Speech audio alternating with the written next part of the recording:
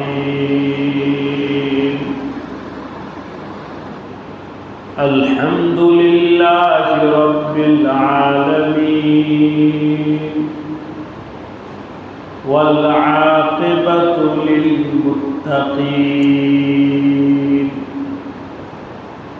والصلاة والسلام على سيد الأنبياء والمرسلين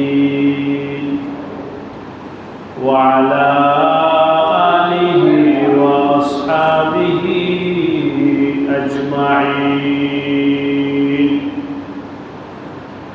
أما بعد فأعوذ بالله من الشيطان الرجيم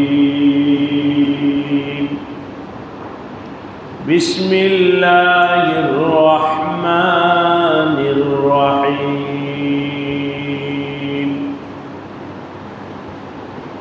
الشيطان يعدكم الفقر ويأمركم بالفحشاء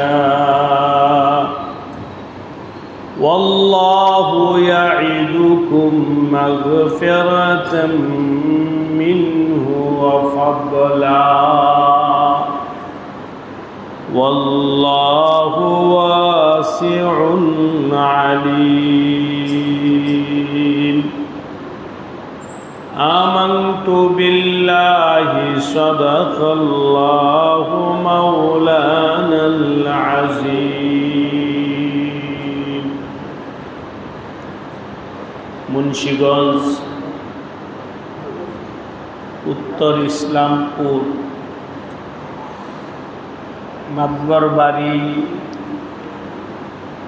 জামে মসজিদ কর্তৃক আয়োজিত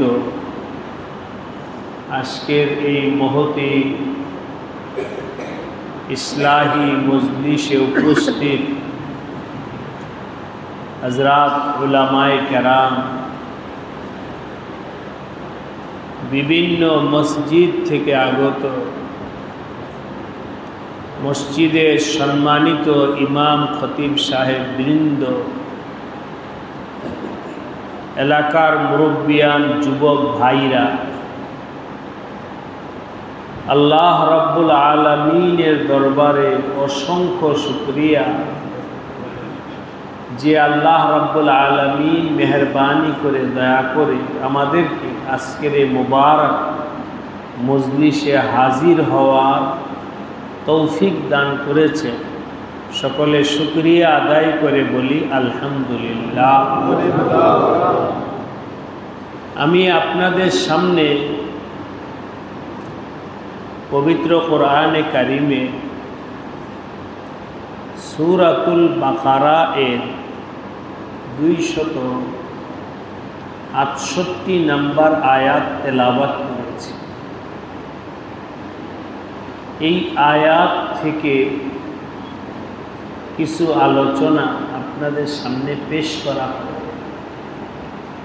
আল্লাহ পাক আমাদের সবাইকে বুঝা, আমল করা, নিজের জীবনকে সংশোধন করার জন্যে চেষ্টা করার তৌফিক দান করে। আমার ভাইরা, আমরা চেষ্টা করব কোনো মজলিসে যখন আমরা কোরআন হাদিসের কোনো কথা শুনব, তখন যেন মজলিসের আগ পর এর মধ্যে ব্যবধান হয়।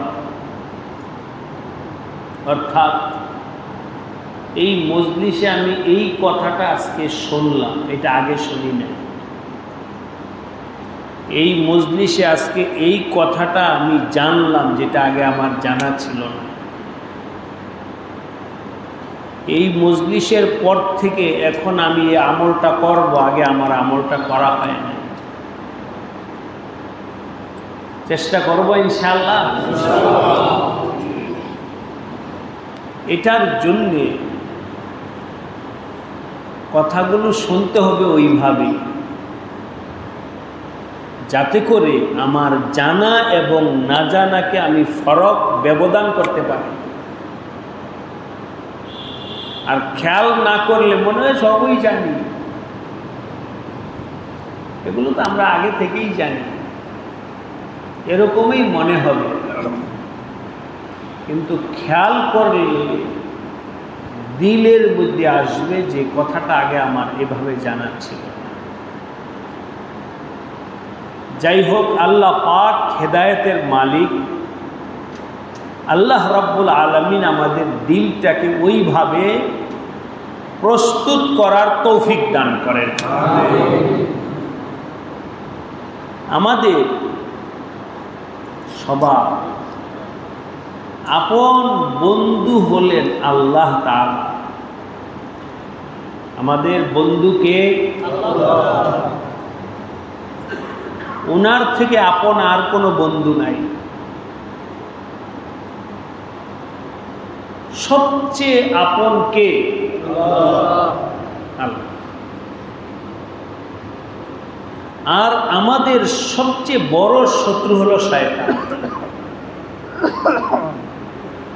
এখন ভাই বলি তো দেখি, আমরা কি আল্লাহকে আপন বানাবো না শয়তানকে?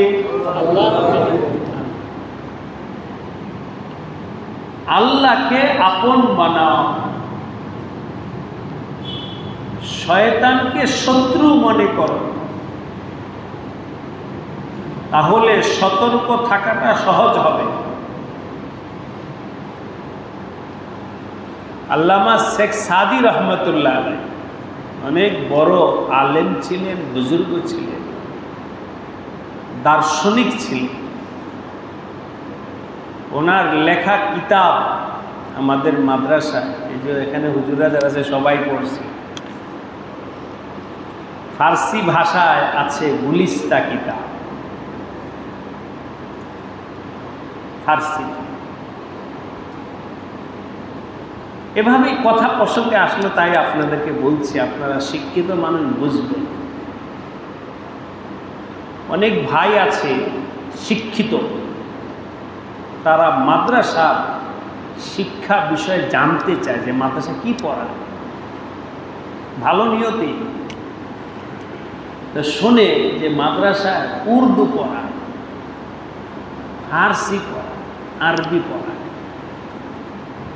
তখন নিজের যুক্তি দিয়া বোঝে যে আরবি তো ঠিক আছে, যেহেতু কোরআনের ভাষা, আবার সৌদি আরবেরও ভাষা, আরবি শিখলে সৌদি আরবিতে কথা বলা যাবে, আরবি মাদ্রাসায় পড়া এটা ঠিক আছে। উর্দু আর ফার্সি হুজুর দরকার কি আমাদের? মাদ্রাসার শিক্ষা ব্যবস্থার মধ্যে পরিবর্তন আই না, উর্দু আর ফার্সি বাদ দিয়ে ইংরেজি যদি রাখা হতো তাহলে আরো হুজুররা স্মার্ট হতো। হুজুররা ইংরেজি না পারার কারণে অনেক জায়গায় হুজুররা যাইতে পারে না, এটা একটা কথা বলে আর কি। কিন্তু কথা প্রসঙ্গে আসে তাই এটা একটু বলে গেলাম। ফার্সি মাদ্রাসায় পড়া ভাষা হিসাবে নয়, উর্দু মাদ্রাসায় পড়ায় ভাষা হিসাবে নয়, বরং ফার্সি এবং উর্দুর ভেতরে এমন কিছু ইলিম এবং দিন বুঝার উপাদান আছে যেটা বাংলা আমাদের ভাষায় বা ইংরেজিতে এখনো পরিপূর্ণভাবে হয়ে সারে নাই। এই জন্যে মাদ্রাসায় ওই কোরআন হাদিসের রুহানিয়ত বুঝার জন্যে ফার্সি দরকার। যাই হোক, এই বিষয়ে আমি যদি আলোচনা করতে অনেক লম্বা হবে, বলে গেলাম ফার্সি এবং উর্দু পড়ানো এটার মধ্যে যৌক্তিকতা আছে। ওই কিতাবের মধ্যে আল্লামা শেখ সাদি রহমতুল্লাহ আলাইহি অনেক সুন্দর সুন্দর কথা বলেছেন। তো ভাই, সেই কথার মধ্যে একটা কথা হলো, একটা গল্প আপনাদেরকে শুনেই গেছি। এক কাঠুরে কাঠ কাটতে গেছে। কাঠ, সাগরের পার যাদের বাড়ি আছে, জঙ্গলে বনে যাদের বাড়ি আছে, ওরা একটা দা নিয়ে, একটা রশি নিয়ে জঙ্গলে যায়। ওই একটা ডাল পুরান হয়ে গেছে, এটা কাইটা গাঠটি বেঁধে নিয়ে আসে। লাকড়ি নদী দিয়া গাছ ভাইসা দিতেছে, ওইটা ধরে নিয়ে আসে। তো গেছে লাকড়ি কুড়াইতে।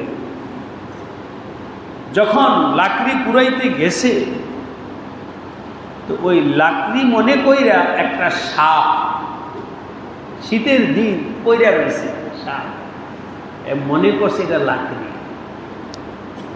এইটাও ওই গাঠটির মধ্যে বাঁধছে, সাপ তো এটা পড়ে গেছে। বাড়িতে নিয়ে আসছে, মাথার কইরা সাপ। সাপ মানুষকে আঘাত করে, ধ্বংসন করে। বলেন, সাপ মানুষের জন্য উপকারী না ক্ষতিকারক? বলেন ভাই, যে কোনো সময় আঘাত করলে তোমার জিন্দিগি খতম। ওই সাপ লাকড়ি মনে কইরা নিয়ে আসছে, মাথার গাঠটি বেঁধে, কিছুই বলে নাই।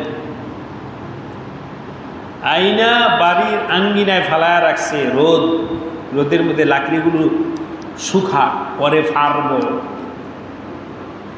যখন দুপুরবেলায় রোদ এর তাপ আসছে, ওই সাপ তাপ পাইছে, একটু চাঙ্গা হইছে। এবার যখন কাঠুরে কুড়াল নিয়ে গেছে ওই কাঠ ফাড়ার জন্যে, সাপ তো এবার ফেলে পড়ছে। বলেন ভাইরা, এই সাপটা যখন মাথায় করে আনছে, ওই সময় এই সাপ তো তাকে ক্ষতি করে নাই। এখন তো সাপ দাঁড়াইছে আঘাত করার জন্য। সুতরাং তুমি সাপকে যতই আপন করে আনো না কেন, এটা সুযোগ মতো তোমাকে কাজ করে দিবে। আমি আপনাদের কাছে জিজ্ঞাসা করি, শয়তান আমাদের কি? বলেন, শয়তান আমাদের কি? যে কোনো সময় সে আমার ঈমান আমলকে ধ্বংস করে দিতে পারে। যে কোনো সময় সে আমার ঈমান আমলকে ধ্বংস করে দিতে পারে। অতএব শয়তানকে সব সময় আমরা শত্রু মনে করব। রাজি আছি? শয়তানকে কি মনে করব? এটা কোরআনের সবক। কোরআনের সবক গ্রহণ করেন। শয়তানকে ভাইরা কখনোই তোমরা আপন মনে করো না। শয়তানকে শত্রু মনে করবে, কখনোই আপন মনে করবে না। জীবন, ঈমান, আমল মাহফুজ, সংরক্ষিত থাকবে। আল্লাহ আমাদের সবাইকে তৌফিক দান করেন। একজন সাহাবী ছিলেন হযরত মুআবিয়া রাদিয়াল্লাহু তাআলা। সব সাহাবী আমাদের কাছে অনেক বড়, ঠিক কিনা বলেন? ঠিক। কোন সাহাবী আমাদের থেকে ছোট বলেন তো? কোন সাহাবী আমাদের থেকে ছোট নাই, সবাই আমাদের থেকে অনেক বড়, ঠিক কিনা বলেন? আজকে দোস্ত, আপনি আমি মেহনত করতে করতে আল্লাহ রাস্তায় শহীদ হইতে পারি। পড়তে পড়তে আল্লামা, অনেক বড় আল্লামা হইতে পারি। পড়তে পড়তে মুফাসসিরে কোরআন হতে পারি। বলতে বলতে আন্তর্জাতিক বক্তা হইতে পারি। আর ফেসবুক, ইন্টারনেট, এই সমস্ত মিডিয়ার জগতে প্রচার করতে করতে সারা দুনিয়াতে ভাইরাল হতে পারি। কিন্তু সারা পৃথিবীর সবাই যদি চেষ্টা করে, সবার চেষ্টা একত্রিত কইরা কোনো একজন ব্যক্তি কি সাহাবী হতে পারবে? এই দরজা বন্ধ। কেউই আজ সাহাবী হতে পারে। অতএব সব সাহাবী আমাদের সবার ঊর্ধ্বে তাদের মর্যাদা, ঠিক কিনা বলেন? হযরত মুআবিয়া রাদিয়াল্লাহু তাআলা আনহু একদিন ঘুমাইছে রাত্রে, শেষ রাতে তাহাজ্জুদ পড়তে উঠবেন, কিন্তু একদিন ঘটনা এমন ঘটছে ঘুম ভাঙে নাই, তাহাজ্জুদ মিস হয়ে গেছে। ফজরের সময় চেতন পাইছে, উইঠা দেখে আরে ফজরের সময় তো হয়ে গেছে, নামাজ পড়ছে। ফজরের নামাজ পড়ে, আপনার কথা বুঝতেছেন তো, ওনার মনের ভিতরে আসছে আজকে আমার তাহাজ্জুদ নামাজটা কেন ছুটল? অবশ্যই আমার কোনো না কোনো বদ আমল হয়েছে, যার কারণে আল্লাহ তাআলা আমার উপরে নারাজ হয়ে গেছে। এই জন্য আমি এত মোবারক আমল থেকে আজকে মাহরুম হলাম।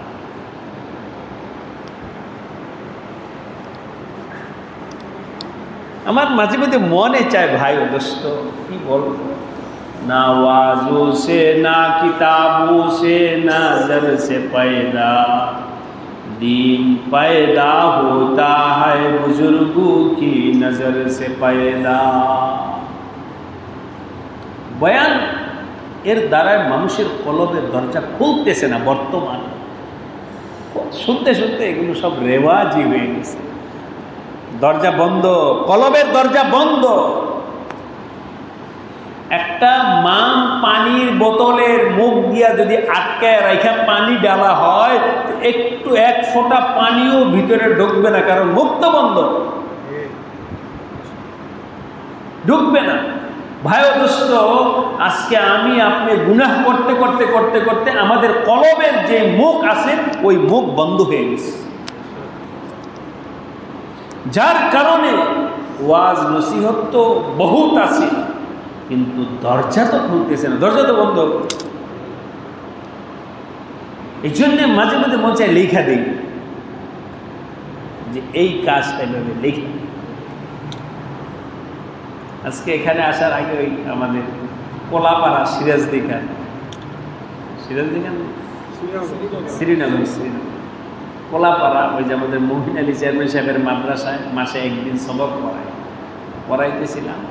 বুখারীর সবকে এই হুজুররা ছিল, এদেরকে বলছি কাগজে কলম, আমি একটা আমলের কথা বলছি, কাগজে কলমে লেখা, কলম দিয়ে লিখা আমার দেখাইতে হবে, তো মুখস্থ না, লিখবা একটা আমল বলবো, আমলটার কথা আমি বলবো, দর্শে বলছি আমলটা লিখবা, লিখে পরে দেখবে। শুধু বয়ান বয়ান বয়ান, তো এই এখানে যতক্ষণ আছি ভালোই লাগলো, উঠে গেলে শেষ। যাক, কি প্রসঙ্গে বলছি দেখেন, তাহাজ্জুদ পড়তে পারেন না, এই জন্যে পেরেশান যে আল্লাহ মনে হয় আমার উপরে নারাজ হয়ে গেছে। আপনাদেরকে এখন এই পয়েন্টটা সম্পর্কে বলি, যদি কোনোদিন আপনার কোনো আমল ছোটে, তাহলে অনুরোধ করছি মনে করবেন এখানে আমার কোনো কোথায় আছে। পারবো তো জোরে বলেন। আজকে ফজরের নামাজ কেন ছুটল? অবশ্যই আমার গতকাল কোনো কিছু হয়েছে। আজকে আমার জিকিরের আমলটা কেন ছুটছে? কোনো না কোনো আমার গড়বড়ি হয়েছে। আজকে কেন আমি তেলাওয়াত করতে পারি নাই? আমার কোনো কিছু হয়েছে, যার কারণে আল্লাহ পাক নারাজ হয়ে আমার তেলাওয়াতটা অফ করে দিছে। যার কারণে আল্লাহ নারাজ হয়ে আজকে জামাতে হাজির হওয়াটাকে অফ করে দিছে, যার কারণে নামাজ আল্লাহ পাক নারাজ হয়ে আমার জিকিরটাকে বন্ধ করে দিছে। জিকির করতে না পারা মামুলি নেই, পিছনে কারণ আছে। বলেন, জিকির করতে না পারা তার পিছনে কি আছে? জামাত ছুটে যাওয়া এর পিছনে কি আছে? কারণ আছে। তেলাওয়াত ছুটে যাওয়া তার পিছনে কি আছে? কারণটা বের করো। আমরা তো মনে করি না আজকে ব্যস্ততার কারণে জিকির করতে পারি না, গলত কথা। ব্যস্ততার কারণে জামাত পাই নাই, গলত কথা। ব্যস্ততার কারণে জিকির করতে পারি না, গলত কথা, ভুল কথা। এর পিছনে কোনো কোনো কারণ আছে, মানে থাকবে লেখা রেখে। যেদিনে আমল ছড়বে মনে করবেন আজকে আমার কোনো সমস্যা হয়েছে, তালাশ করে বের করবেন। কে কে করবেন একটু হাত উঠান তো দেখি। আল্লাহ আমাদেরকে তৌফিক দান করেন। হযরত মুআবিয়া বিচলিত, পেরেশান, আজকে আমার তাহাজ্জুদ নামাজ ছুটলো কেন?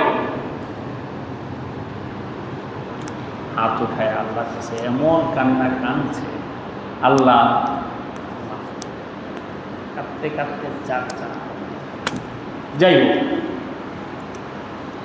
পরের রাত তাহাজ্জুদ নামাজের সময় যখন হয়েছে, তখন কে যেন ওনার পায়ে নাড়াচাড়া, এই তাহাজ্জুদের সময় ওঠো ওঠো ওঠো ওঠো, তাহাজ্জুদের সময় ওঠো। অবাক, আরে তাহাজ্জুদ নামাজ পড়তে আমাকে কে জাগাইতেছে? কোনোদিন তো এরকম কেউ জাগায় নেই। উনি উইঠা পট কইরা তার হাত ধরে ফেলেছে। তুমি কে? তাহলে আপনাকে আমি তাহাজ্জুদ পড়াইতে জাগাইতেছি। আরে তোমার পরিচয় বলো, তোমার পরিচয় বলো। এধার ওধার কথা বলে পরিচয় বলতে চায় না। হাজী সাহেব বুঝছেন কথাটা? উনি তো ধরছেন না, না আগে পরিচয় বলো। যখন দেখলো যে উনি তো সহজ মানুষ না, ছাড়ার মানুষ না, হযরত মুআবিয়া আর কেউ না, নবীজির সোহবতে আফতা কাতেবে ওহী, যারা কোরআন শরীফ লেখছে নবীজির জমানায়, নবীজি যাদেরকে নির্ধারণ করছেন যে তুমি লেখো তুমি লেখো, তাদের মধ্যে একজন হযরত মুআবিয়া ছিলেন। তো অনেক বড় ব্যক্তি। তোমার পরিচয় বলো। পরিচয় সে বলল, আমি শয়তান। আমি কে? আপনারা বুঝা থাকলে আমার সাথে কথাটা বলেন, শয়তান কি জন্য জাগাইতেছে? বলেন, শয়তান কি জন্য জাগাইতেছে? ভালো কাজ না খারাপ কাজ? দোস্তের কাজ না দুশ্মনের কাজ? আপাতত। কিন্তু হযরত মুআবিয়া না, কখনই হতে পারে। তোমার কাজটা তো মনে হইতেছে দুস্তির, কিন্তু আমার আল্লাহ তো কোরআনে বলছে শয়তান হলো দুশ্মন। তুমি কখনো আমার ভালাই চাও না। আমি আপনার বাহ পাঞ্জা ঘিরা ধরো তো, ভালো তো, কত বন্ধু আমারে তাহাজ্জুদ পড়তে জাগাইতেছে, হাতে চুমা পায়ে চুমা। উনি বলেন কখনো এটা হতে পারে না, কারণ আল্লাহ কোরআনে বলেছেন ইন্নাশ শায়তানা লাকুম আদু, শয়তান তোমাদের কি? বলেন কি? ফাত্তাখিজুহু আদুওয়া, শত্রুকে শত্রুই মনে কইরো, শত্রুকে কখনোই বন্ধু মনে করিও না। এই কথাটা বলছেন কে? সুতরাং আমার আল্লাহ বলছেন তুমি শত্রু, আর তুমি কাজ করতেছো বন্ধুর। না না, এটা আমি মানি না। এর পিছনে কোনো না কোনো কারণ লুকায়িত। জানি না আপনারা এই কথার গুরুত্বটা কতটুকু দিলের মধ্যে বসাইতে পারছেন। ঈমান কাকে বলে সাহাবীদের থেকে শিখো। চাক্ষুষ আমি দেখতেছি যে আমার উপকার করলো, তারপরও বিশ্বাস নাই। কেন? আমার আল্লাহকে বলছেন যে তুই শত্রু। আমি এমনি আপনাদেরকে বলতেছি, ভাই দোস্ত, কথা প্রসঙ্গে আসছে তাই বলতেছি। গত কয়েকদিন আগে বলতে গত শুক্রবার দিবাগত রাত্রে আমি গিয়েছিলাম সাতক্ষীরা। শনিবার দিন সকালে সাতক্ষীরায় পৌঁছার পর ওই শ্যামনগর, সুন্দরবন, এসব একেবারে প্রত্যন্ত অঞ্চল, পায়ে হেঁটে পানির মাছের ঘেরের মাঝখান দিয়ে যেতে হবে, সাইকেল মাইকেল চলারও কোনো সুযোগ নাই। ওই সমস্ত অঞ্চলে না মসজিদ আছে, না মাদ্রাসা আছে, না আলেমদের যাওয়া আসা আছে, না তাবলিগের যাওয়া আসা ওইভাবে আছে, কিন্তু সেখানে কাদিয়ানীদের মেহনত আছে। কাদিয়ানী বুঝেন? খ্রিস্টানদের মেহনত আছে, ওদের আস্থান বহুত আছে। দেখলে গেলে আপনার চোখে পানি আসে। দিনের মেহনত নাই, কুফরির মেহনত আছে। আমি আমার ভাইদেরকে বললাম, শোনো, সেখানে মুসলমানদেরকে বললাম, সেবার নামে, কিসের নামে? শিক্ষার নামে, সেবার নামে, চিকিৎসার নামে তারা তোমাদের কাছে পৌঁছে, তোমরা এটাকে বন্ধুত্ব মনে করো। তারা তো অনেক ভালো, আমাদের ঘরে খানা পৌঁছে দিছে, আমাদেরকে ফ্রি চিকিৎসার ব্যবস্থা করছে, আমাদের ছেলে মেয়েদের জন্য স্কুল কিছু ছিল না, এখানে কলেজ বানায় দিয়েছে, ফ্রি পড়ালেখা। বলেন ভাই কি বললাম? সেবার নামে, শিক্ষার নামে আর চিকিৎসা। তারা তোমাদের কাছে আসছে, মনে হয় তো বন্ধু, মনে হয় তো কি বন্ধু, আপন। কিন্তু মনে রাখো, এই বন্ধুত্বের পেছনে তোমার ঈমান আমল ধ্বংসের বিষ লুকায়িত আছে। ঈমান আমল ধ্বংসের কি আছে? বিষ লুকায়িত আছে। এই চিকিৎসার পিছনে বিষ আছে, ওই যে সাপ এর বিষ। এই চিকিৎসার পিছনে বিষ আছে, এই সেবার পিছনে বিষ আছে, এই শিক্ষার পিছনে বিষ আছে, যে বিষ তোমার ঈমান এবং আমলকে ধ্বংস করে। এবার বলেন, এই সেবা, চিকিৎসা আর শিক্ষা বন্ধু না শত্রু? একটু বলেন ভাই, বন্ধু না শত্রু? না, না খেয়ে মেরা যাব, তারপরও তোমাদের সহযোগিতা নেব না। চিকিৎসা ছাড়া মারা যাব, তারপর তোমাদের চিকিৎসা নিয়ে আমার ইমানকে বিক্রি করব। মূর্খ থাকবো, তারপরও তোমাদের ওই বিষ তুল্য শিক্ষা, আমার ছেলে মেয়েকে কাদিয়ানীদের স্কুলে পড়ায়া তাদেরকে কাফের বানাবো না, ইমান মজবুত করো। একটু বলেন, হযরত মুআবিয়া রাদিয়াল্লাহু তাআলা আনহু শয়তানের কথা মানছে না শত্রুই বানাইছে? ফাত্তাখুযু আদুন। আজকে আল্লাহ আমাদের সবাইকে মাফ করে দেন। হুজুর আছে, আপনারা পারবেন? কথার কথা যার মনে বৈশা পড়ে যে না হুজুর আপনারা খালি সবারই বিরোধিতা করেন, নাম তো দেখে উপকার করছে, চাক্ষুষ আপনারা সবার খালি বিরোধিতা করেন। আরে বিরোধিতা না, তোমার ঈমান আমলকে হেফাজত করে। যখন হযরত মুআবিয়া ছাড়তেই আছে না, তখন বলছে এর পিছনে আসল রহস্য হলো, আমি গতকালও তোমার কাছে আসছিলাম। আপনাদের কি মনে আছে? গতকালও আমি তোমার কাছে আসছি, তাহাজ্জুদ পড়ার সময় পা টিপা আরামে ঘুম পাড়াইয়া দিছি। কেন? তাহাজ্জুদ পড়লে তো অনেক সওয়াব হয়, একদিন যদি তাহাজ্জুদ মিস যায় তো অনেক পিছনে গেলা।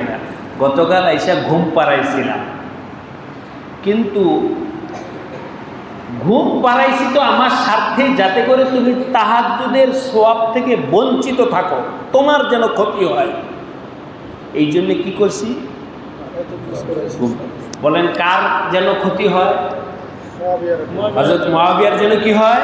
ক্ষতি হয়। এই জন্যে গতকাল আমি ঘুম পাড়াইছি, কিন্তু তুমি সকালে তাহাজ্জুদ মিস হওয়ার কারণে উঠা যেভাবে কান্না করছো, ওই কান্নার কারণে আল্লাহ পাক সওয়াব ডাবল দিয়েছে। ক্ষতি হয়ে গেছে আমার। বলেন কার ক্ষতি হয়েছে? কিন্তু করছিল কার ক্ষতির জন্যে? আজকে ভাবলাম আজকে যদি তুমি উঠতে না পারো, আজকে আবার কান্নাকাটা করে যে কি করে ফেলো বলা যায় না। এই জন্যে আজকে আইসা জায়গায় দিছি যে কষ্ট কইরা অল্প কামাও। এবার বলেন এই তাহাজ্জুদের জন্য জাগানো এটা বন্ধু সুলভ ছিল না শত্রু সুলভ? শত্রু সুলভ। যাই হোক, দুইটা কথা আপনারা মনে রাখবেন এর থেকে। এক নম্বর কথা হলো শয়তান আমাদের কি শত্রু। দুই নম্বর, কোনো আমল যদি কোনোদিন ছুইটা যায় তাহলে ফিকির করব এর পিছনে আমার কোনো কোতাহি আছে। এর জন্য আল্লাহর কাছে হাত মিলা কথা আছে। আল্লাহ আজকে নামাজটা গেল কি জন্য গেল? আল্লাহ তুমি মাফ করে দাও, তুমি মাফ করে দাও, তুমি মাফ করে দাও। এই দুইটা কথা মনে থাকে যেন। আল্লাহ আমাদের সবাইকে তৌফিক দান করেন, আগে বাড়তে পারে। এবার এই আয়াতে যে কথা আসছে সেটা আমি বলি। আল্লাহ পাক আমাদেরকে সতর্ক করে দিয়েছেন, আশ-শায়তানু ইয়াইদুকুমুল ফাকরা ওয়া ইয়া'মুরুকুম বিল ফাহশা। শয়তান তোমাদেরকে দরিদ্রতার ভয় দেখায়। ভয় দেখায় কে? কিসের ভয়? ইমাম হুজুর আমাদের জামাল সাহেব ভাই হজ করে আসেন, হুজুর এত টাকা যেই বলল 6 লাখ টাকা যেই বারা বাড়ছে, এতগুলো টাকা কেমনে খামো? তো সব শেষ হয়ে যাবে। এটা কে শিখাইছে? আরে মসজিদ নির্মাণ কাজ চলতেছে, এখানে কিছু টাকা দাও। আল্লাহ টাকা দিয়ে দিলে গরিব হলে আমরা বললাম খাইব কি? কে শিখাইছে? গরিব মিসকিন ইয়েতিম অসহায়দেরকে সাহায্য করো। হ্যাঁ যদি সব দিয়ে বলতে আমার খাবো কি? কে শিখাইছে? নেক কাজে পয়সা খরচ করার ক্ষেত্রে দরিদ্রতার ভয়ে দেখায় কে? সুতরাং আমার সাথে আপনারা বলেন, যখনই কোনো নেক কাজের তাকাজা আসে ওই সময় আপনার মন যদি ওই তাকাজায় সাড়া দেওয়ার মতো দিল তৈয়ার না হয়, তাহলে বুঝবেন আপনার দিলের উপরে শয়তান হাঁটু গাইরা বসছে। এই ভাবনাটাই শয়তান। এই ভাবনাটাই কি? শয়তানের ভাবনা। আমি এখন মাসলা বলতে যাব না, মাসলা আপনারা আলেমদের থেকে বিস্তারিত শুনে নিলেন। নবীজি বলছেন এই যুদ্ধে যাইতে হবে, অস্ত্র কিনতে হবে। সহজ বাংলায় বললাম, যাও বাড়ি থেকে গিয়ে তোমরা টাকা পয়সা নিয়ে আসো। কে কি আনতে পারো দেখি। সাহাবায়ে কেরাম কোন আমল এই তো আবু বকরকে পিছপা ফেলতে পারে। এবার আজকে কেন আবু বকর মুহাজির হয়ে ফকির হয়ে গেছে, তো টাকা পয়সা নাই। আজকে আবু বকর আসেই কত আর আনবেই কত। আজকে আমরা বেশি আনতে পারব। সাহাবায়ে কেরাম বাড়ি থেকে নিয়ে আসে। নবীজি হযরত আবু বকরকে জিজ্ঞাসা করলেন, আবু বকর কি আনছো, কি পরিমাণ? বলে ইয়া রাসূলুল্লাহ বাড়িতে যা আছে সব নিয়ে এসেছি। সুবহানাল্লাহ বলেন। বাড়িতে যা ছিল সব নিয়ে এসেছি। আরে কি বলে, তোমার বাল বাচ্চারা কি খাবে? তাদের জন্য কিছু রাইখা আসো নাই? বলে তাদের রিজিকের মালিক আমার আল্লাহ, আমার আল্লাহ আছে। সুবহানাল্লাহ বলেন। সন্তানদের জন্য রাখার দরকার নেই, আমার আল্লাহ আছে। বাড়িতে আমি আমার আল্লাহ এবং রাসূলকে রাইখা আসছি। আমার আল্লাহ যদি খুশি হয়ে যান, আমার রাসূল যদি খুশি হয়ে যান, তাহলে আল্লাহ পাক আসমান থেকে আমার ঘরের মধ্যে রিজিক পৌঁছায় দেবে। সুবহানাল্লাহ। সব নিয়ে আসছে। সাহাবায়ে কেরাম অবাক হয়ে বুঝছে যে আজকেও ওনাকে আর পিছপা করা বুঝা গেছে। ইন্নাল্লাহা লা ইয়ানজুরু ইলা আমওয়ালিকুম ওয়ালা ইলা সুওয়ারিকুম। আল্লাহ পাক এবং তার রাসূলও সংখ্যা দেখেন না, মন মন মন দেখেন। হযরত আবু বকরের মন আল্লাহর দ্বীনের জন্য জান মাল দিয়ে কুরবান করার যে হালাতে পড়ছে সারা দুনিয়ার মধ্যে, ভাই ও দোস্ত, আমি আপনি সবাই মিলে ওই মাকাম পৌঁছতে পারব না। এই জন্য উনি সিদ্দিক আকবর। আশ-শাইতানু ইয়াইদুকুমুল ফাকরা, দরিদ্রতার ভয়, যে কোনো ব্যাপারে হোক দরিদ্রতার ভয় দেখায় কে? বলেন, দরিদ্রতার ভয় দেখায় কে? লিখা রাখেন, লিখা রাখেন, আল্লাহর কথা, এটা আমার কথা। আপনাকে নেক আমল থেকে দূরে রাখে। আশ্চর্যের ব্যাপার হলো, কখনোই গুনাহের কাজে যখন পয়সা দেয় তখন কারো মনের মধ্যে এই ভাবনা আসে না এতগুলো টাকা দিয়ে দিব, গরিব হয়ে যাবে, কারণ এখানে তো শয়তান খুশি। এখানে টাকা খরচ হওয়ার ব্যাপারে বললাম 100% আপনারা তালাশ করে দেখেন, গুনাহের কাজে পয়সা দেওয়ার সময় বিন্দু পরিমাণ দিলের মধ্যে আসে না যে এতগুলো টাকা দিয়ে দিব, আমি খাবো কি। আনন্দের সাথে গিয়া টাকা ঢাইলা দিয়ে আসে, ঠিক কিনা বলেন? দরিদ্রতা সব যোগ বিয়োগ কোন সময়? দিনের বেলায়, দিনের পর। এটা কে দিছে? আল ফাকর। আল্লাহ পাক আমাদের সবাইকে তৌফিক দান করে। সময় কমে গেছে, এই জন্য আমি শর্ট করে চলে গেলাম। সব সময় দরিদ্রতার পয়সা, হজ করতে যাইব না, উমরা করতে যাইব না, মসজিদে দান করবো না, এতিমকে খাওয়াবে না, অমুক করবে না, তমুক করবে না, কেবল গরিব হয়ে যাবে, সমস্যা হয়ে যাবে। আরো চলতে চলতে এক ছেলে এক মেয়ে, কেন 3 সন্তান হলে অসুবিধা কি? খাওয়াইব কি? এই যে দরিদ্রতার ভয় কে দিছে? এদিকে আর গেলাম না। যাই হোক, একটা আশ-শাইতানু ইয়াইদুকুমুল ফাকরা, দরিদ্রতার ভয় শয়তান দেখায়। সুতরাং এরকম হালাত আসলে আমরা সাথে সাথে লা হাওলা ওয়ালা কুওয়াতা ইল্লা বিল্লাহ, এবং ওই ভয়কে তাড়ায়, আরে আমার আল্লাহ খাওয়াবে আমাকে, সুতরাং আমি আল্লাহর রাস্তায় আছি, আবু বকরের মতো হয়ে যাও। 2 নাম্বার,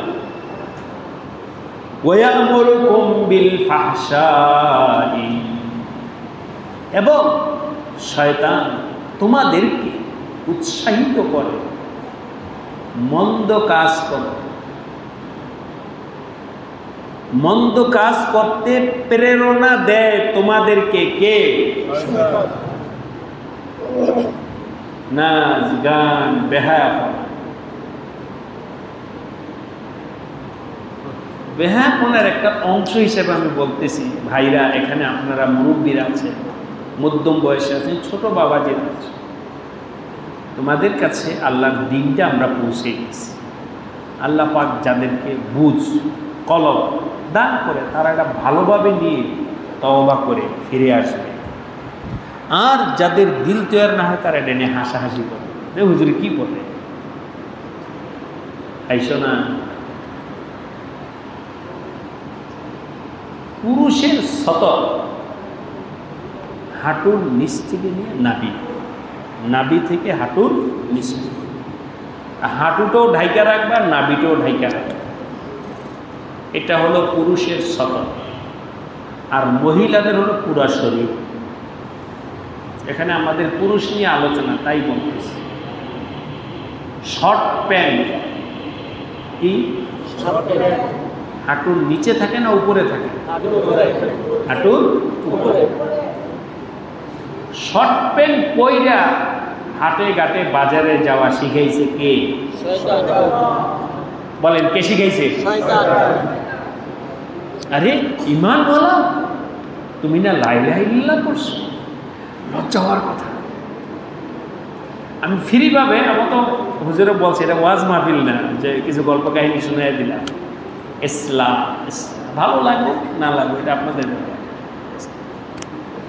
পেশাব করার সময় বাথরুমে কেন যাও? পায়খানার জন্য বাথরুমে কেন যাও? লজ্জার বিষয়। আমার অঙ্গ কেউ দেখে ফেলবে,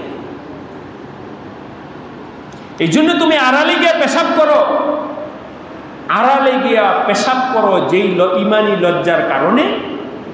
একা একই দরজা লাগায় বাথরুমে থাকো যে ইমানি লজ্জার কারণে। হাঁটুর উপরে কাপড় উঠাটাও সেই ইমানি লজ্জার বিষয়। এটা তো সত্য, কিন্তু এখান থেকে লজ্জাটা তোমাদেরকে উঠে ফেলছে কে?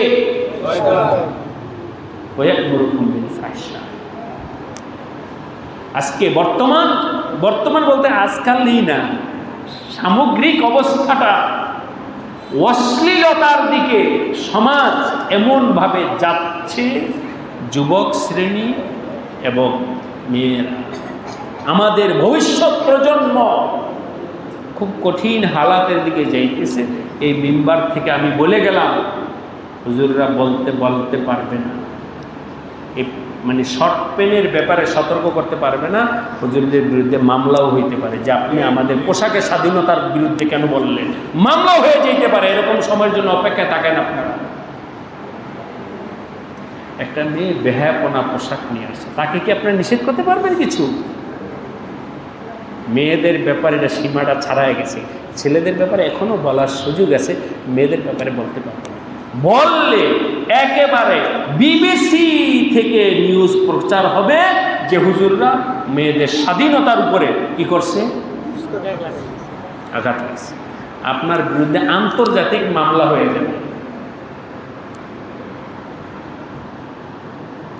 বুঝেন দিন কোন দিকে মরক্কম দিকে বলতে পারবেন না। শোনেন, আমরা আমাদের পক্ষে তো কেউ নেই, সারা দুনিয়া মিডিয়া তো আজকে সারা দুনিয়া তো ইহুদি খ্রিস্টানদের হাতে।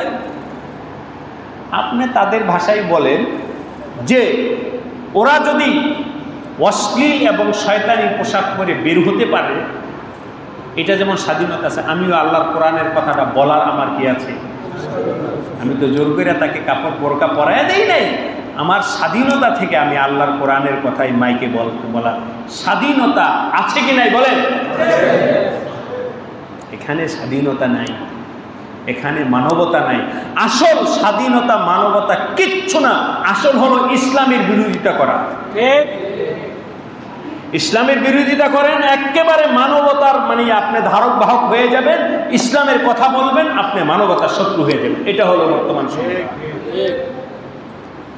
এটা হলো, এছাড়া আর কোনো কথা নাই। বায়ুগ্রস্ত ডানে বামে যাই যান, আমি আপনাদের কাছে বলবো, অনুরোধ করে, ইহুদি খ্রিস্টানদের ইসলাম বিরোধী এই মানসিকতার সামনে আমরা কি মাথা নত করে দিব, না আমার আল্লাহর দিনকে সামনে নিয়ে চলবো? রাজি আছেন? আমি আমার আল্লাহর দিনকে সামনে নিয়ে চলব। তুমি আমাকে যা বলার বলো, কট্টরপন্থী বলো, অন্ধ বলো, আরো যা বলার বলো।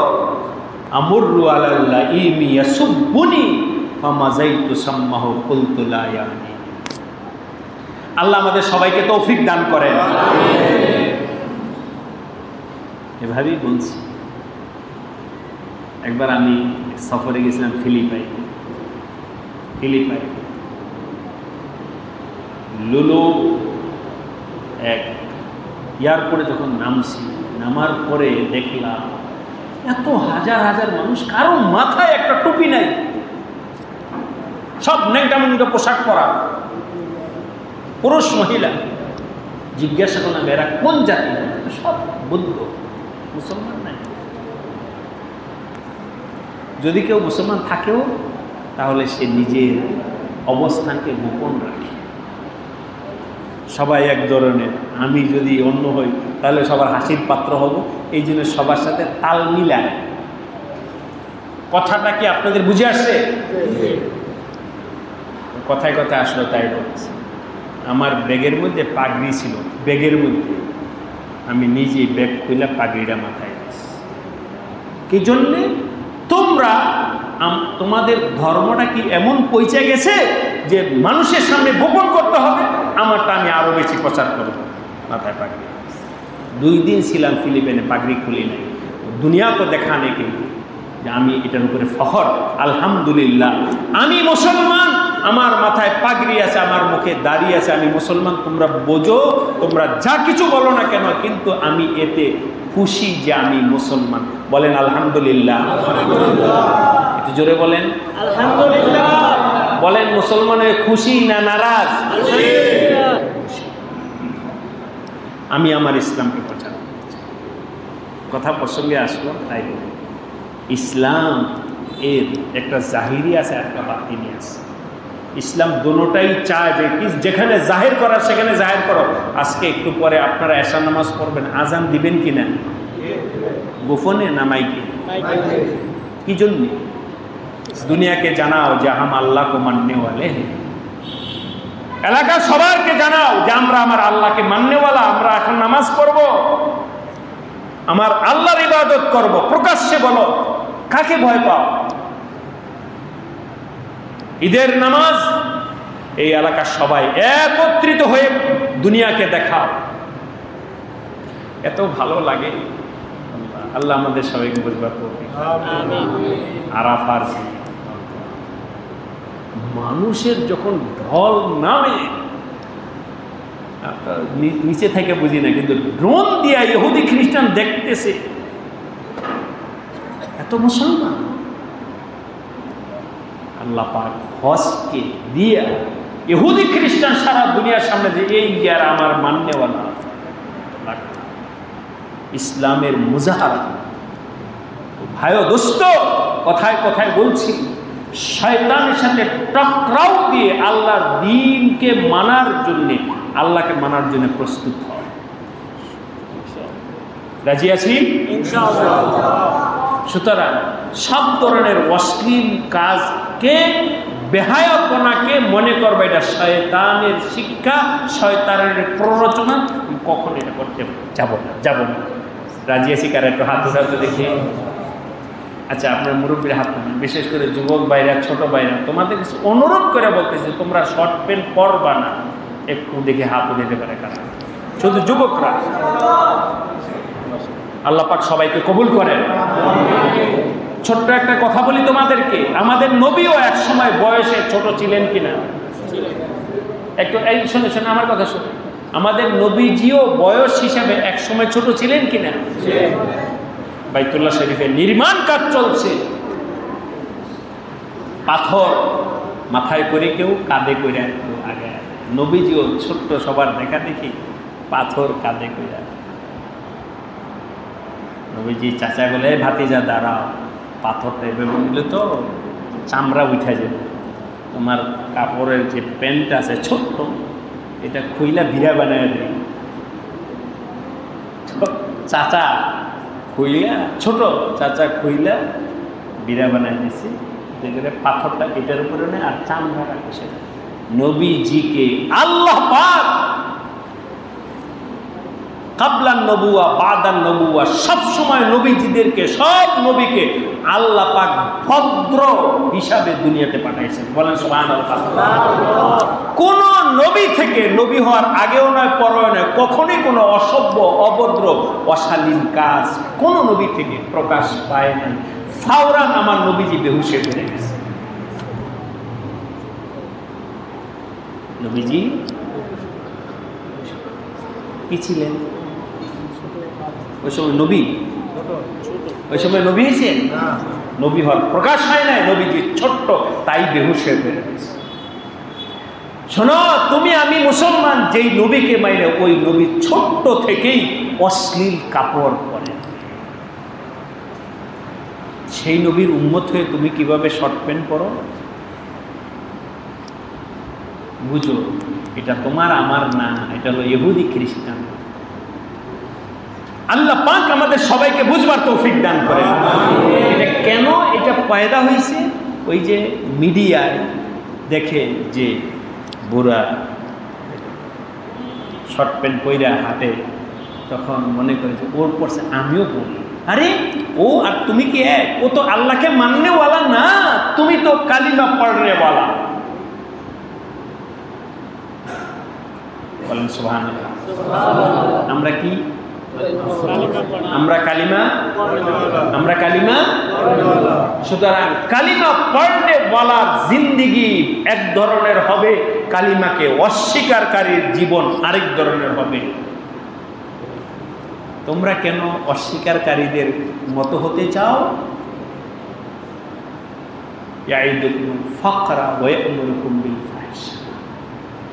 আল্লাহ আমাদের এই দুইটা বিষয় সম্পর্কে সতর্ক হওয়ার তৌফিক দান করে দেন। এক হলো দরিদ্রতা নাই, মালিক কে? আল্লাহ। 2 নম্বর হলো কোনো অশ্লীল কাজে আমরা পা বাড়াবো না। আল্লাহ আমাদেরকে তৌফিক দান করেন। এই ভয় দেখায় কে? শোনো আমার আল্লাহর কথা, এই পরের অংশতে আল্লাহ আছে। আগে আল্লাহ সতর্ক করে দিলেন, শয়তানকে বন্ধু বানান। ওয়াল্লাহু ইয়াইদুকুম মাগফিরাতাম মিনহু ওয়া ফাদলা। আল্লাহকে চিনো। একটু বয়ানের শুরুতে বলছিলাম আমাদের সবচেয়ে আপন বন্ধুকে আল্লাহ। বন্ধুর পরিচয় বলো। আল্লাহ বলেন, বান্দা তোমার জীবনে শয়তানের ধোঁকায় পড়ে কখনোই যদি কোনো ভুল ত্রুটি করে ফেলো, আমার কাছে মাফ চাইলে আমি দয়া করে তোমার জীবনের সব গুনাহকে মাফ করে দেব। আমি ওয়াদা দিতেছি তোমাকে মাফ করব। মাফ করার ওয়াদা করতেছেন কে? তোমাকে কিন্তু আল্লাহ ফাঁসায়া দেওয়ার জন্য বলেন নাই। আরে বান্দা তুমি একটু সরি বলবো, তো দুঃখিত হও যে আল্লাহ ভুল হয়ে গেছে, আল্লাহ ভুল হয়ে গেছে, একটু অনুতপ্ত হও। তুমি বিন্দু পরিমাণ অনুতপ্ত হইতে দেরি আমি মুহূর্তের মধ্যে তোমার জীবনের সব গুনাহকে মাফ করে দিব। 1000 বার তওবা শিকস্তি বাজ লা তাকনাতু মির রাহমাতিল্লাহ। মাফ চাও। আল্লাহু ওয়াসিউন আলিম। আল্লাহ তোমার সব কিছু জানে, অনেক বড় সত্তা আল্লাহ। বাস এই 3টা নসিহত আজকে আপনাদের কাছে এই আয়াত থেকে। এক হলো শয়তানের কর্মকাণ্ড থেকে আমরা বিরত থাকব, অশ্লীলতা থেকে বিরত থাকব। 3 নম্বর হলো বেশি বেশি তওবা। রাজি আছি? বেশি বেশি আল্লাহ আমাদের সবাইকে তৌফিক দান করে। গত সপ্তাহে মালয়েশিয়া গেছি, তো এক ভাই আসছে অনেক দূর থেকে, আমার নাম শুনে আসছে। এমনি ফোন করছিল আমার কাছে, কয় হুজুর আমি আপনার সাথে অনেক নাম্বারটা সংগ্রহ করে ফোন দিছি, একটা বহুত বড় পেরেশানির জন্য। কী পেরেশানি বলো? হুজুর আমি একটা গুনাহ ছাড়তে পারতেছি। আমি যখন বাংলাদেশে তখন আর কি ফোন দিছি, গুনাহ ছাড়তে পারতেছি। আমি বললাম আমি কয়েকদিন পর মালয়েশিয়া আসতেছি, আমার সাথে সাক্ষাৎ করি, তখন বলবো। এর পিছনে রহস্য হেকমত আছে, আমি এগুলো বলতে গেলাম না। এটা হলো একটা এলাজের একটা ভাষা, চিকিৎসার একটা ভাষা। ফোনে সব কিছু হয়ে যায় না। আমার সাথে সাক্ষাৎ, পরবর্তীতে সে আমার ওইখানে ঠিকানা নিয়ে আসছে অনেক দূর থেকে। আয়সা বলল, হুজুর আপনারা আমি গত সপ্তাহে ফোন দিয়েছিলাম, দেশ থেকে ঠিকানা নিয়েছি, আপনি কোথায় আছেন? আমি অনেক দূর থেকে আসছি। একটা কথা কি বলেন? হুজুর একটা গুনাহ ছাড়তে চাইতেছি, পারতেছি না। আমি জানি এটা আমার জন্য অনেক বড় ক্ষতিকারক, আখিরাতের জন্য, কোনোভাবে ছাড়তে পারতেছি না, কি করি? এই কথাটা হুজুর আপনি একটু বলার, অনেক পেরেশান। আমি বললাম, আর কোনো জিজ্ঞাসা কি গুনাহ এটা বলেন, বলার দরকার, তুমি জানো, আল্লাহ জানে, আমার জানার দরকার নেই। আমি কে? আমি কে? হেদায়েতের মালিক কে? আল্লাহ। সব কিছু করে নেওয়ালা কে? আল্লাহ। আমি জিজ্ঞাসা করি এই গুনাহটা। আমি বললাম, আচ্ছা ঠিক আছে, তুমি তোমার নফসকে বলো, খায়সাতকে বলো, নিজের মনকে বলো, মন তুমি যদি এই গুনাহ না ছাড়ো, আমিও আজকে সিদ্ধান্ত, আমার সামনে সিদ্ধান্ত না, আজকে তওবা ছাড়ব না। তুমি যদি গুনাহ না ছাড়ো আমি তওবা ছাড়ব না। বুঝতে কথাটা? তুমি যদি গুনাহ না ছাড়ো আমি কি? যখনই গুনাহ হবে তখনই তওবা করব। হাত তুলে চলে 1000 বার তওবা থাকে। রোজানা যদি 5 বারও তোমার গুনাহ হয়ে যায় 5 বারই আল্লাহর কাছে মাফ চাও। আপনাদের মনে আছে মুআবিয়া রাদিয়াল্লাহু তাআলা কে দ্বিতীয় দিন কে উঠাইছে? শয়তান। তোমাকে নামাজে শয়তান নিয়ে আসে। অনেক সময় শত্রুকে আল্লাহ কাজে লাগায়, যা নামাজ পড়ে গিয়ে।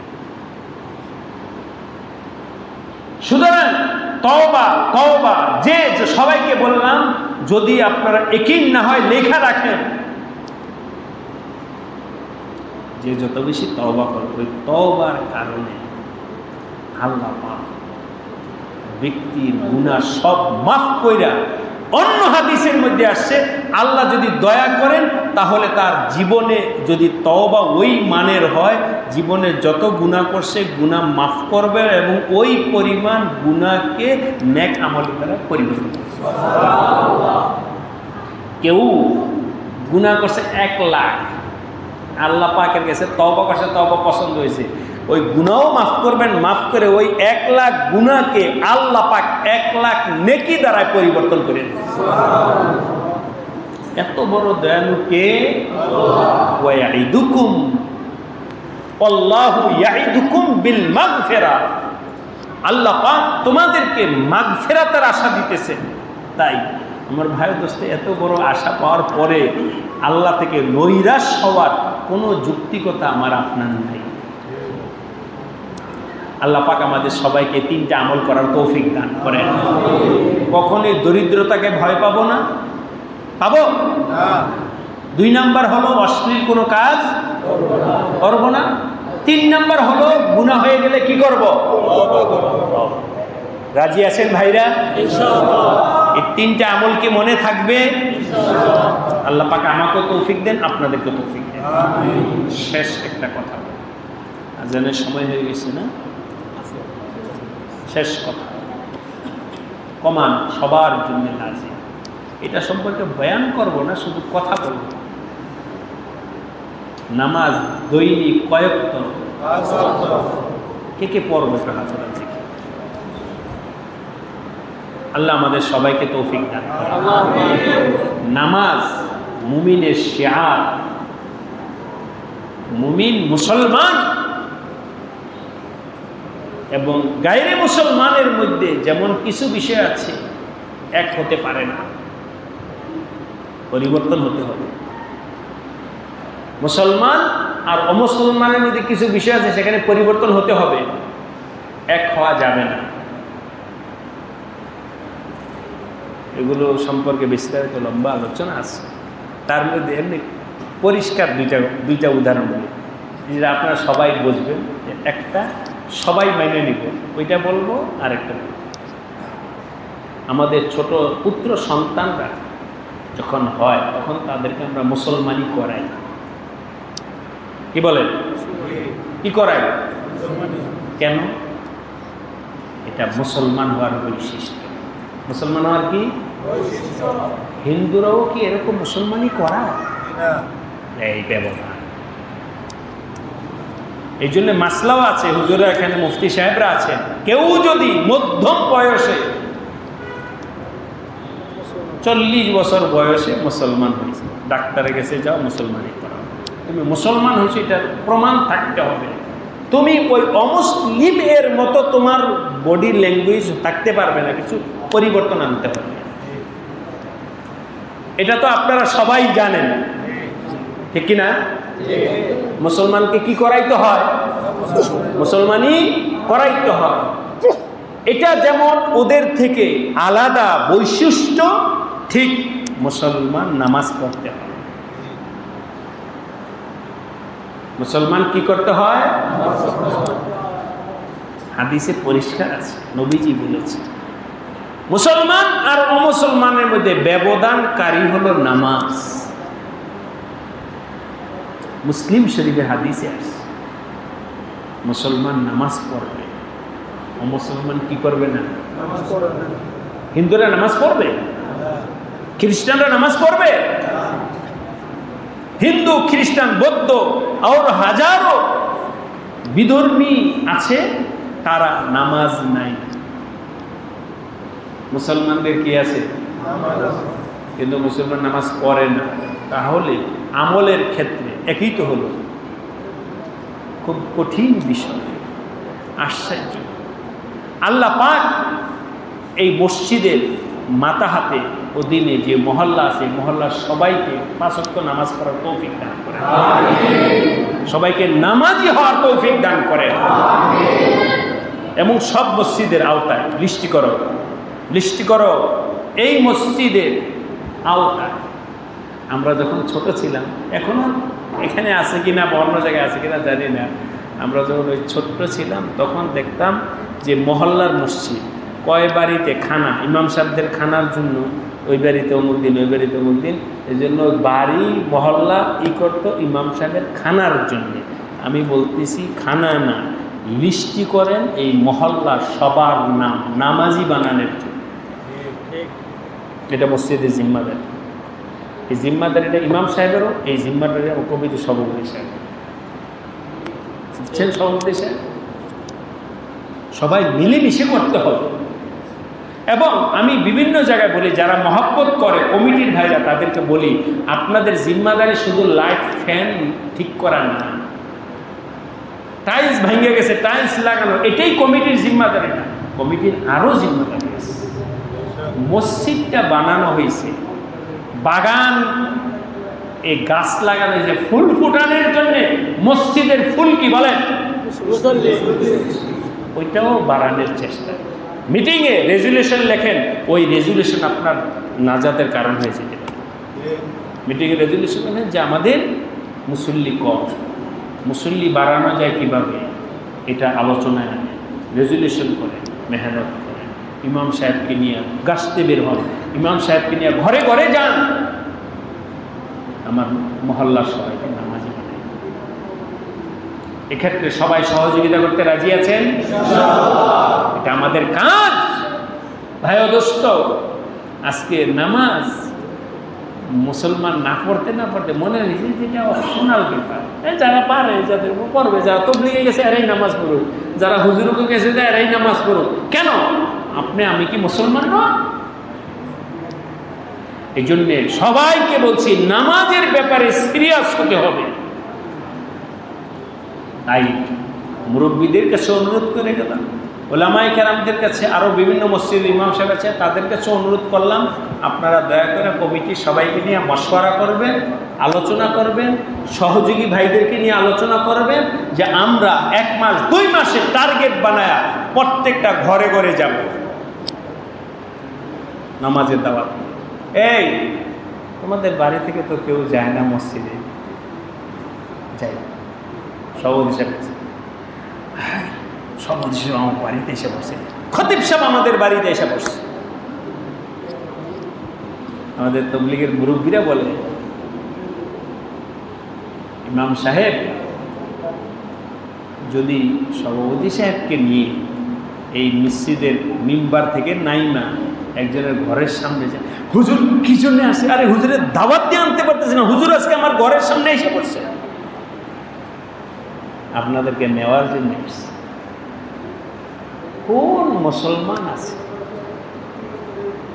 হুজুরকে প্রত্যাখ্যান করে দিবে? হুজুর আসতেছে, কাপড়টা ফাললে আসতে, এক্ষুনি আসতেছে, লজ্জায় শেষ হয়ে যাবে। আরে সভাপতি সাহেব, ইমাম সাহেব, এলাকার মুরব্বীরা সবাই আমাদের বাড়িতে এসে পড়ছে, তাড়াতাড়ি চল, তাড়াতাড়ি চল। আল্লাহ পাক আমাদের সবাইকে নামাজের ব্যাপারে সিরিয়াস হওয়ার তৌফিক দান করেন। আজকের মজলিসকে আল্লাহ কবুল করে নেন। 3টা বিষয় বললাম ওই আয়াত থেকে, আর একটা বিষয় হলো এই জায়গা।